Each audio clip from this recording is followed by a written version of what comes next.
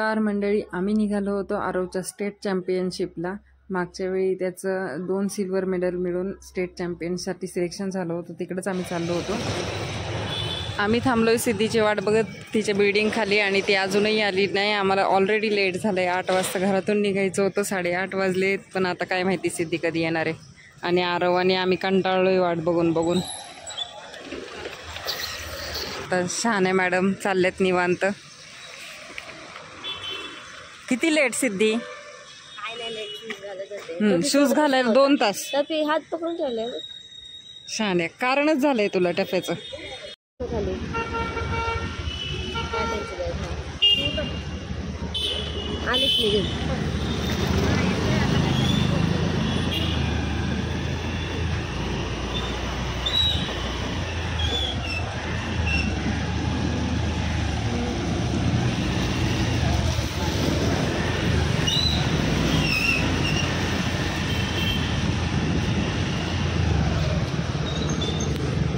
आणि आम्ही थोडं पुढे गेल्यावर सिद्धीच्या लक्षात आलं की तिने काठ्याच घेतल्या नाही, परत वरती गेली। आता ती नशीब खूप पुढे गेलो नव्हतो। आता अजून 15 मिनिटं इथंच लेट होणार। आरवला असं झालंय कधी तिथे पोहोचेल, आणि आल्या मॅडम परत। आरव मी गाडी वळवते, पकड हे नीट पकड।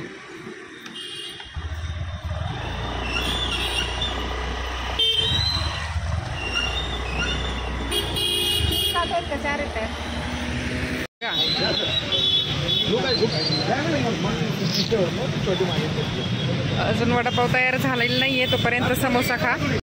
येता येता आम्ही समोसे खाल्ले, थोडासा नाश्ता केला, आणि मग इथे येऊन पोहोचलो। तिथे गेल्यावर आम्ही पाहिलं की सगळेजण मुलं येऊन थांबले होते, सगळेजण तयारीत होते की कधी चालू होईल म्हणून। पण अजून थोडेसे पाहुणे मंडळी येण्याचे बाकी होते, आणि त्यानंतर चालू होणार होतं। आम्ही सगळ्या मैत्रिणी किंवा सगळे पालक लोक एका साईडला बसून घेतलं होतं आमच्या ग्रुपने। आणि आमच्या मुलांना तिथं चालू होण्याच्या आधी सारखं खायचं आठवत होतं, ते सारखे काही ना काही खायला येत होते। आम्ही घरून त्या तयारीतच आलो होतो, मागच्या स्पर्धेलाही आणि ह्या स्पर्धेलाही, की आम्ही भरपूर दिवसभराचा टिफिन बनवून आणत होतो। आणि ही आमची छोटीशी नॅनो, ही यावेळी स्पर्धेला उतरली नव्हती, तर ही छान मस्तपैकी त्या छोट्या वेण्या घालून आली होती ना। आम्ही तिला म्हणत होतो की हे तुझे 2 अँटीना आहेत।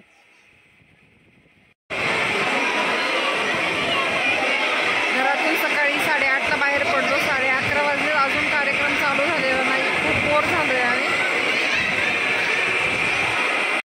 आणि आता स्पर्धा चालू झाली होती, त्यांनी 2 ते 3 पाऊट पाडून घेतले होते की एका ठिकाणी चालू करणार होते। पण पहिलं स्टिक फाईट असल्यामुळे आम्हाला लेट होणार होतं, आणि इकडे आमच्या मुलांचा तिसराही टाईम चालू झाला होता जेवणाचा।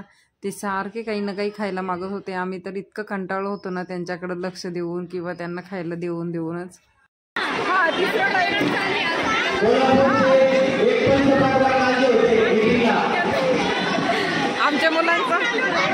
आमच्या मुलांचा तिसरा टायमिंग झाला तरी अजूनही चालू झालेला नाही।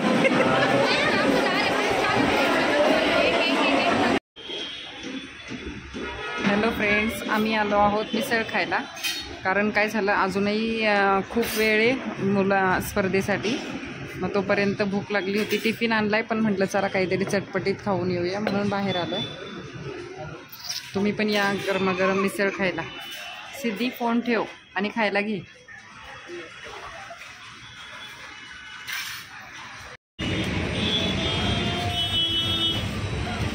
सिद्धी स्पेशल मलाई चहा ना, आणि हा माझा फक्त चहा, मला फक्त चहा लागतो बस। चहा असेल तर काही नको। छान वाटतंय ग, वातावरण छान आहे आज, पाऊसही नाही आहे, पण सकाळी छान ऊन पडलं होतं ना। मध्ये थोडा वेळ मी आणि सिद्धी बाहेर जाऊन आलो, थोडंसं चहा नाश्ता करून आलो, मग फ्रेश वाटलं। पण आतमध्ये आलो तर अजूनही स्टिक फाईटच चालू होत्या। आमच्या मुलांसाठी अजून बराच वेळ होता, पण आम्हाला कळत नव्हतं की आम्हाला एवढं सकाळी एवढं का बोलवून ठेवलं। पण ठीक आहे, आमचा काही ना काही टाईमपास चालू होता। आम्ही मुलांच्या स्पर्धा बघत होतो किंवा आमच्याच मुलांना सांभाळत होतो, आणि इतके सगळेजण बोर झाले होते, म्हणजे आमच्या मुलांना खूप वेळ होता म्हणून आम्ही सगळेजण इतके बोर झालो होतो ना। आणि सकाळी इतकं फास्टमध्ये आवरून आलो होतो, आणि इथे येऊन बसावं लागत होतं म्हणून ध्रुवीच्या मम्मीला तर अगदी ना जीवावरच आलं होतं। आणि सिद्धी शैतान यांचे व्हिडिओ आणि फोटो काढत बसली होती। हो ध्रुवीची मॅच आहे. ए अगं ध्रुवीला बोलवलंय.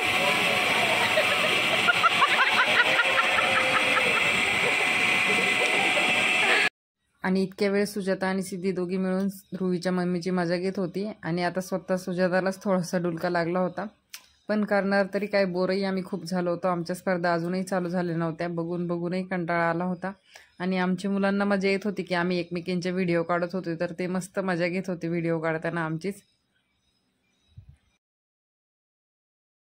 इथे आमच्याच क्लबमधल्या रोशन पाटीलची स्टिक फाईट होणार होती.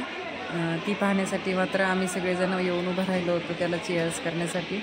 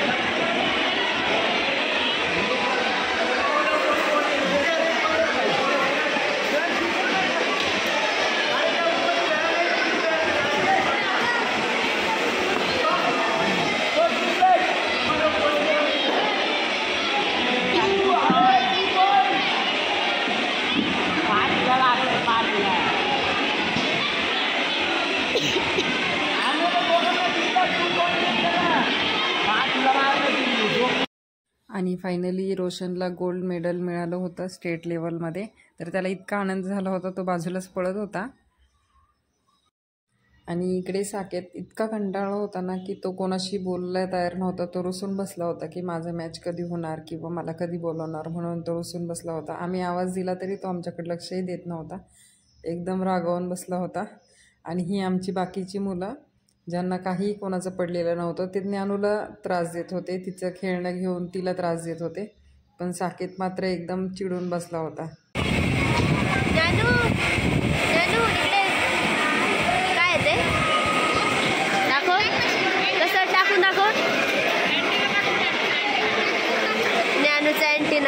इथे तुम्हाला सगळ्या मुलांच्या हातात अशा स्प्रिंग दिसतील. ह्या स्प्रिंग यांना बाहेर एक फुगेवाला आला होता, त्याच्याकडे विकायला होत्या. आणि एक दोन मुलांनी जाऊन जशा त्या घेतल्या तर सगळ्याच मुलांनी त्या मागितल्या, कारण बोरही झाली होती मुलं, म्हणून आम्हीही त्यांना घेऊन दिला काहीतरी खेळायला.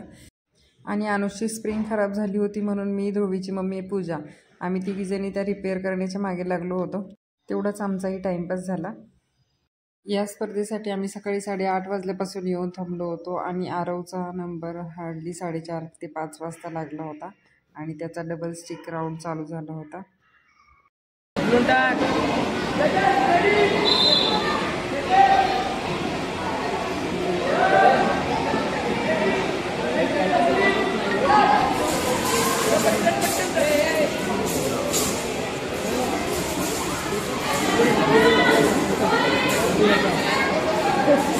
संदेश स्पीड ठेव. डान्स दे.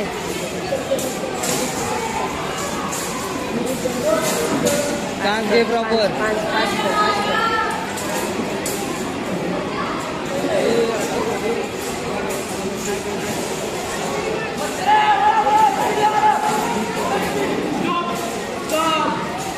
डबल स्टिकचा राऊंड झाल्यानंतर आरवचा लगेचच सिंगल स्टिकचा पण राऊंड झाला. माझी अपेक्षा होती की त्याला 2 राऊंडच्या मध्ये थोडासा रेस्ट घ्यायला गॅप मिळावा, पण तसं झालं नाही. सकाळपासून निवांत बसलो आणि एकामागे एक 2 झाल्यामुळं त्याची पण थोडीसा स्टॅमिना कमी झाला होता. पण ठीक आहे, जे असेल ते असेल. यामध्ये 12 मुलांमध्ये 3 मुलं निवडणार होती, त्यामुळं आरवचा सिंगल स्टिकमध्ये कुठलंही त्याला पारितोषिक मिळालं नाही. पण डबल स्टिकमध्ये त्याला 3rd प्लेस मिळून त्याचं नॅशनलमध्ये सिलेक्शन झालं. खरंच त्याबद्दल खूप छान वाटलं. गुड मॉर्निंग मंडळी. काल जे मुलांच्या स्पर्धा झाल्या त्याचं मेडल वाटप आज होणार आहे, त्यामुळं आम्हाला परत बोलवलं आहे. पण आज इतका पाऊस आहे सकाळपासून की आम्ही परत पावसातच निघालो. पण आरवचे बाबा आज घरी असल्यामुळं आम्ही तिघंही सोबत चाललो आहे. कार्यक्रम चालू व्हायला अजून वेळ आहे म्हणून मुलं सगळी जेवायला गेली होती. इकडे जेवणाची सोय केली होती आणि आरवही तिथे लाईनमध्ये थांबला होता. कार्यक्रम चालू झाल्यानंतर पाहुण्यांचा सत्कार वगैरे करण्यात आला. त्यानंतर प्रत्येक खेळ प्रकारातले एक प्रात्यक्षिक दाखवण्यात आलं. यावेळी स्टिक फाईटचं प्रात्यक्षिक चालू होतं. दोन्ही खेळाडूंच्या माध्यमातून या स्पर्धेचे दाखवण्यात येतं.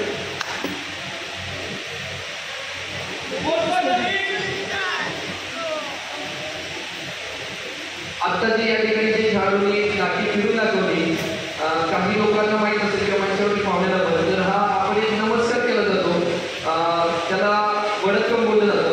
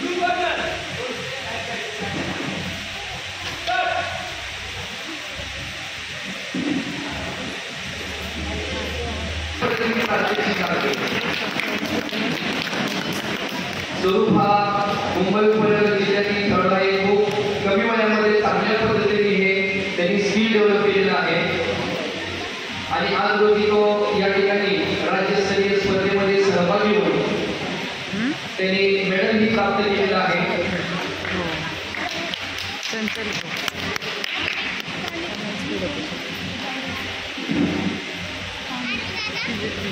तुमच्याकडे बघ.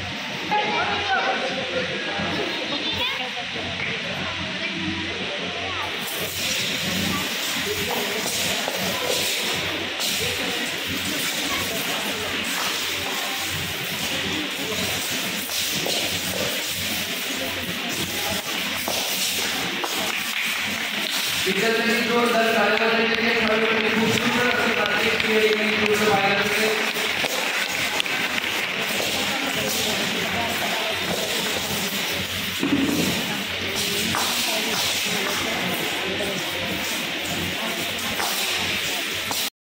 मुलांना मेडल वाटप करण्यापूर्वी चॅम्पियनशिपचं वाटप करण्यात आलं. तर त्यामध्ये पुण्याला पहिली चॅम्पियनशिप मिळाली. त्यावेळी सगळ्या पुण्याचे खेळाडू, प्रशिक्षक वगैरे सगळ्यांनी ट्रॉफी घेताना पुढे जाऊन फोटोज काढले आणि ट्रॉफी घेतली.